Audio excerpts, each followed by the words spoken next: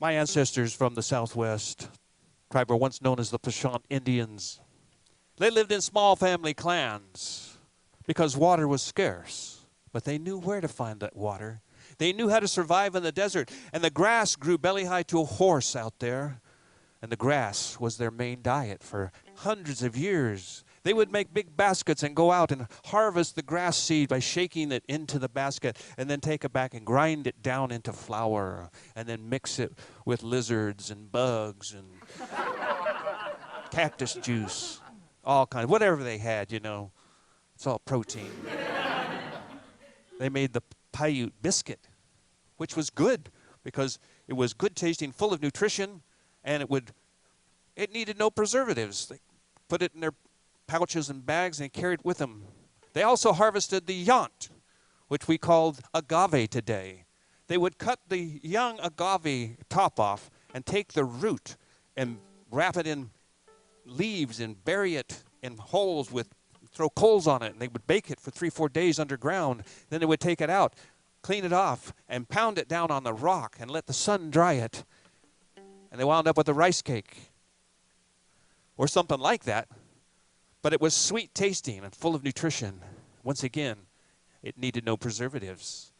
So these people would not have a chief over all of the Paiute people because they lived in these small family clans. They would elect a chief of the rabbit hunt or the deer hunt or the long pronghorn sheep hunt or the elk hunt. And this person would decide when they're going to hunt, where they're going to hunt, and how they're going to do it, and then how the meat was going to be divided up. And among these people was a man named Quetoos.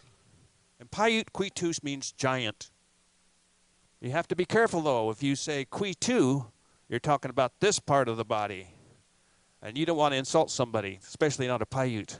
But Quetoos was known to have giant hands, big hands, which comes in handy when you're capturing rabbits.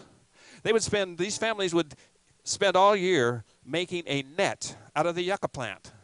The yucca has thin leaves, and it's a cactus. They'd break these leaves off, and they would hit them against the rock, and they would be fray out. So they'd take all those frays out, and they would make string out of the fray. And then with the string, they would make rope.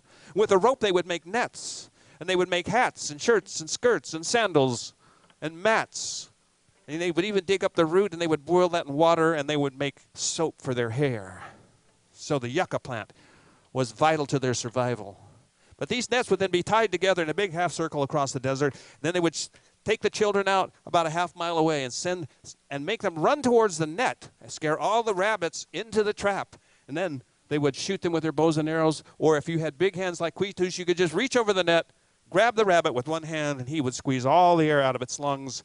And it died instantly, which is good for the rabbit because he does not suffer. And good for the Pashant Indian because they need those pelts for their winter robes and blankets.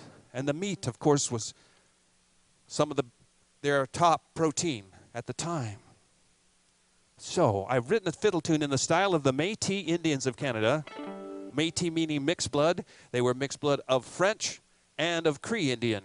And they became and they are still some of the best fiddlers in North America. And many of the tunes we play down here originated up there.